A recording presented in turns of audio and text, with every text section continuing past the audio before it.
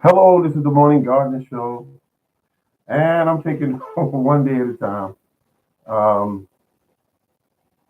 sort of sprained my ankle, and I have still been in the yard, but not as much. And I am I am still messing with the plants. I have some plants growing indoors. We talked about kale, collard greens, and mustard greens. I added that to it probably 3 days after I planted. And so let me get this out of the shot here. There we go. And so I've been having fun. I've just been having fun. Um, a sprained ankle is not going to keep me down. That's just that simple. I don't believe in that. Um, but moving a little slower, still getting things done and still, being positive and uplifting about it. It is part of life. It happens. Um, I was talking to a friend. I might have mentioned this in my last, broadcast or stream, and it goes like this. He had a beautiful yard, and he and I talked further on it, and he said what he added to give his yard some character, some appeal, is that he added wildflowers, and so I'm looking now into adding some colors and also so that I can attract more pollinators.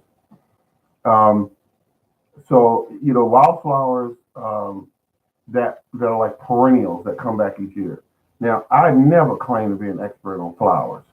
Um, I enjoy seeing them that other people have had, and I started thinking maybe I should have flowers. But when I also come to the conclusion that flowers will help me produce more food, and so that's something that I'm absolutely interested in. If I could bring in more pollinators, give them something to eat, then I'm all the more happier. Bring the bees in. I love seeing bumblebees. Not bumblebees. The honeybee is my favorite because I know why he's coming around. He's coming around to help pollinate. So is the bumblebee, but my overall favorite is the honeybee because he's a better pollinator in my opinion than the other flying insects. Um, but we're having a problem with getting their numbers up because of what large agriculture is doing with their plants and their the soil and that sort of thing. Oh, thank you for the thumbs up. Thank you. Thank you. Um, bees are so important. They're so important to our environment, and we need to, just keep an eye on them and find ways to help that population come up. Because when I was a kid, the bees were everywhere. You never had to worry about them; they were just everywhere, and you didn't have to be near anyone's farm or garden. You could be at the what they call it, the park or the fair, and they were always in soda bottles and cotton candy sticks that people finish with, and they were all over that stuff. And now I don't know what that would look like to go to a fair and to not see them in high numbers, because I remember them being in high numbers. Um, the the garden, the fall gardening has so many benefits, folks. If you plan on starting one, the being able to work in a cooler environment, less activity with some insects, um, and you're growing plants that's going to grow all the way up to a certain point and then stop. Of course, once it gets cold. But plants are sweeter when it's colder. So if you're growing like collard green and kale, they tend to be sweeter, grown in the fall of the time of the year. So just keep on doing what you're doing. Um, it's getting better each time you get into your garden. You're learning more and more. You should be learning more and more every time you get into your garden. Try not to get so confused with this onslaught of information that you're getting from everywhere. Um, I ran into few more videos that people, when they put them up, they actually some actually they ding, they hit me. You know how they do when when you get somebody put something up. And what they're doing, and they're still doing the same thing, is uh, oh, okay. I got a question here. Yes, what is going on with my fall garden? My fall garden is on track and is doing good. Now, the fact that I hurt my foot is not going to set me back because what I did is I started some early. So when it really starts to cool down here, we still been getting some 90-degree days.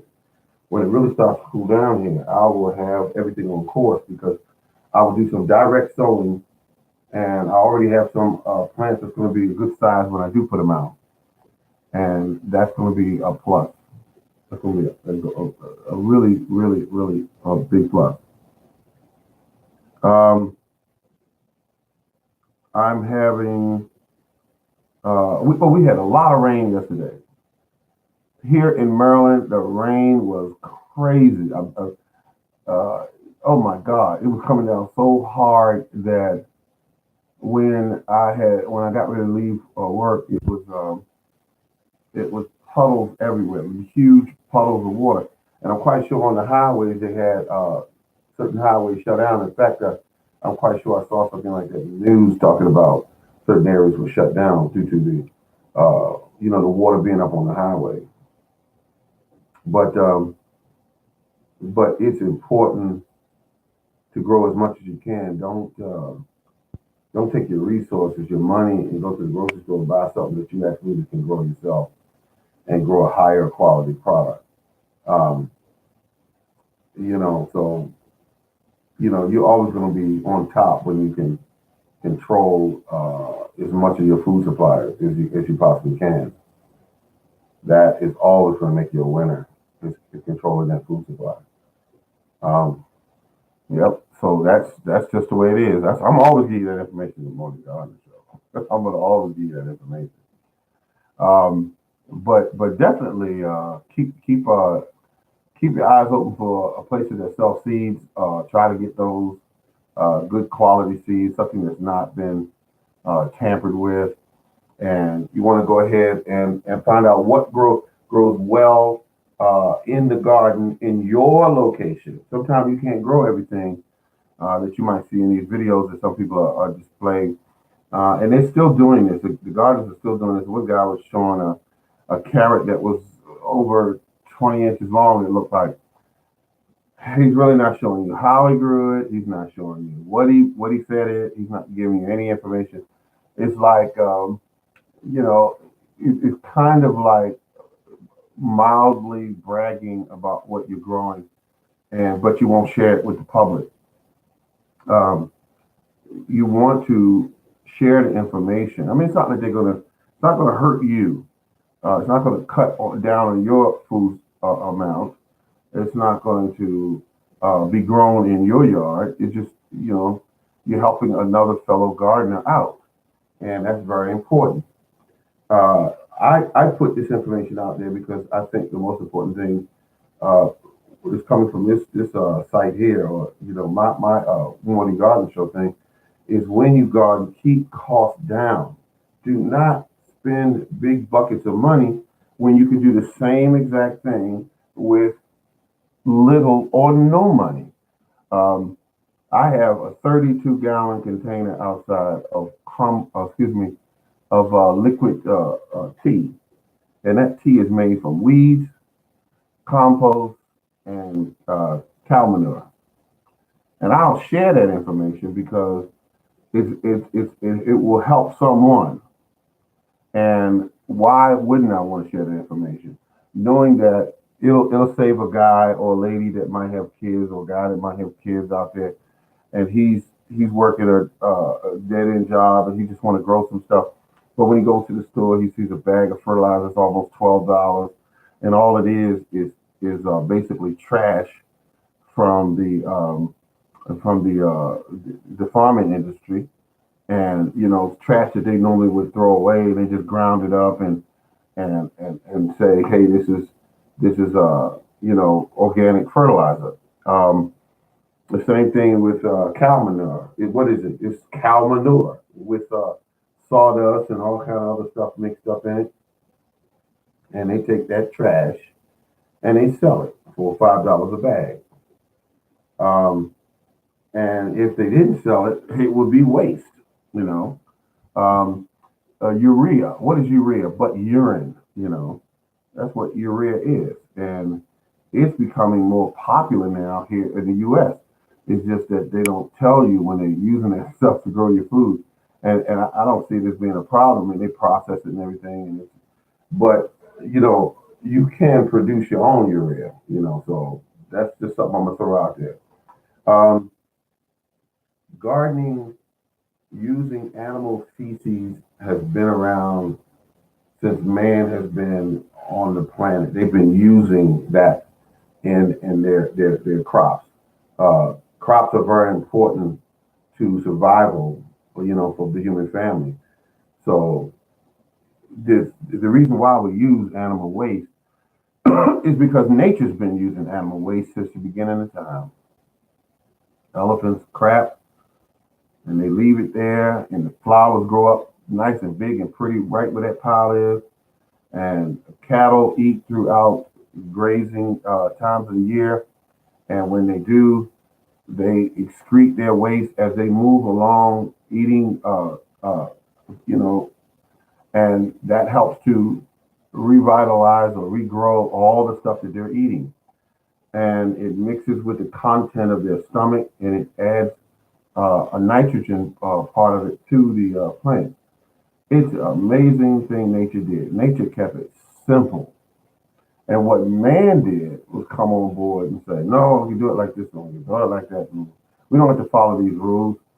Nature fertilizes in fall and winter. All of the leaves and the tree twigs and everything that lay on the surface all went along. And when it in the winter when it snows and it begins to melt and it sits there all winter long, it creates a compost. And that compost, when the snow and ice melts, produces a water, and that water runs through that material and fertilizes that soil deeply, deeply fertilizes it. So when man does it, he comes in he comes in this spring, and he goes to the store. And he loads up his SUV with all these 40-pound bags of items that he purchased and paid the arm and leg for, by the way. And he dumps all this stuff on the ground, or he creates a raised bed, or he creates containers, and then he adds the organic, the organic fertilizer is $12, $13 a bag, or he uses Miracle Grow, and he puts all this stuff out there. And then when he asks himself, how much did all this cost? And then when he grows his food, if he has a successful year, he'll grow the food, but it'll be growing faster than it should, especially if you're using Miracle Grow. And the Miracle Grow will in turn, grow the plants so far out of their balance that the bugs will start eating the plants out because their plants are growing so tender and not allowing themselves to develop properly, and the bugs go in there and zero in on them and eat them all up. And then also different types of funguses and things like that. They also eat up plants that are growing too fast. So when a plant grows naturally, the way it was intended to grow, then the plant itself produces, certain protections on the leaves and all that is supposed to be there to keep the vast number of bugs off of it. Um, you have an apple tree. I'll give you a good example.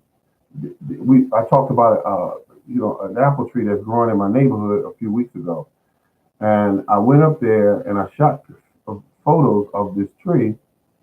And the amazing thing about this tree was that all these apples on it. And I came back in 2 days. Do you know? 2 days, 2 days. Every single apple was gone. Now, How is it that I go up there and shot some pictures of the tree? Tree was loaded with apples. It's an old apple tree. It was loaded with apples. Come back in 2 days, every last one of them were gone. I'm thinking the neighbors got to them, or I mean, but I don't think it just flash dropped all those apples because it was just an enormous amount of apples on that tree. I bit into one of them, and it was very sweet. Um, medium to small size apples because again the tree was loaded, so it compensates in a way. And it had a whole bunch of apples on the ground. Um, the the importance of growing food the natural way allows you to have a better product with higher brick levels, um, and the bugs don't rip them apart as soon as they start growing. I had no issues this year with bugs, and the reason why I did not is because the weeds that grew in the area, I left those there. I backed them away from my plants, but for the most part, I left them there. The bugs were eating grass and weeds and everything, and they were leaving my stuff alone. They were leaving it alone. The corn, everything, no bites on it nowhere. And I learned something from that 3 years ago when I first started doing it, and it showed me that if I allow this stuff to grow naturally, uh, then everything else should be in balance. And they don't just if when I see people till up their ground, and I respect people that till up their ground, if that's what they want to do, they have a right to do that on their property. But when they till up the ground, they take everything else away, and then they put these seeds in, and these seeds are growing in a straight line. It doesn't look natural. It growing in a straight line, and the bugs see these plants growing on Miracle Grow, on uh, what they call it, organic fertilizer. And you put organic fertilizer in it, it may take it weeks before it start actually breaking down and feeding those plants. Weeks. So um, so now you got everything growing, and you're like, well, I'm happy now.